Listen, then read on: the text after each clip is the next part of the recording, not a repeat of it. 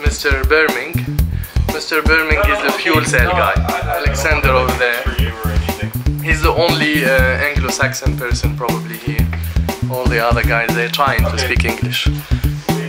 Kishore is an electrician, the specialist of electricity, electronics, electrons, intensity. Bonj guy there is working on nanoparticles too with me. He's here for an internship. That guy is working on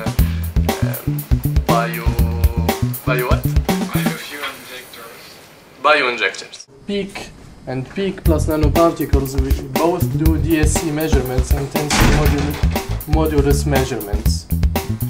Just to check if we add some nanoparticles to the peak, we have several characterization methods here. So we are not really interested, we didn't look much into details at the influence of the size of nanoparticles or the crystalline structure of the nanoparticles. We are just using nanoparticles. We are sure that they are at the nanoscale, and we are sure that there are nanoparticles of nickel.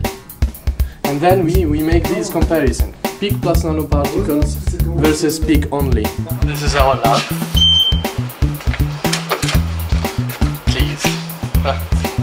So our lab is divided in two parts. First part is what we call the SACE machining. Actually here we by using this system we have a D-space, we have a controller, numerical controller, D-space, and we just put something like a non-conductive material like composites or polymer or ceramics, and we can make 2D machining or 1D machining in the Z axis for having holes.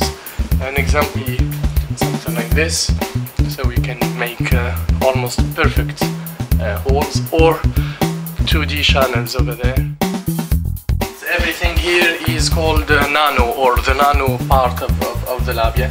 We have a rotating disc electrode here, and we have a bunch of electronics going to that computer so that we can control the power, we can control the intensity, we control different parameters.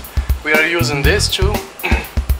It's a potentiostat for any electrochemical characterization of our products.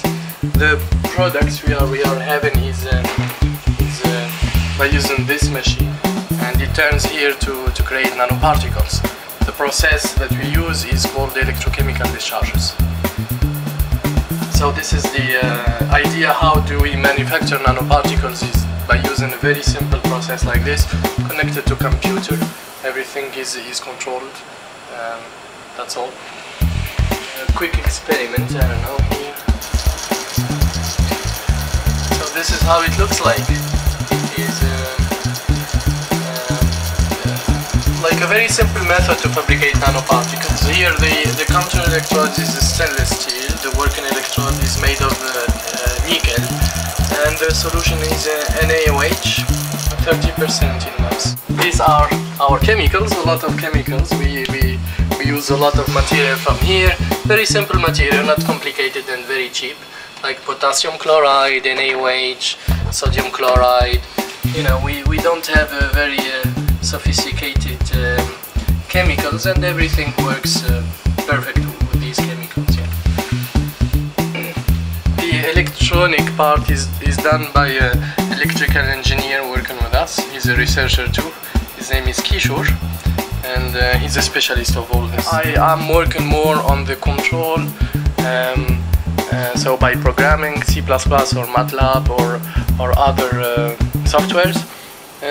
I'm also the only guy probably working on nanoparticle fabrication from the theoretical point of view. This oven here, Dr. Withridge, we use this oven to, when we prepare our samples containing nanoparticles, they are in a solution, suspended solution. So we put them there. Here is the vitrates. Somehow suffered to get it, the peak material. I'm trying to do some theoretical works, that's all.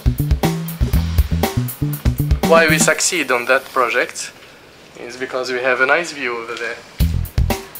And because of the help of all these guys, they all tried their best to do this project for help us.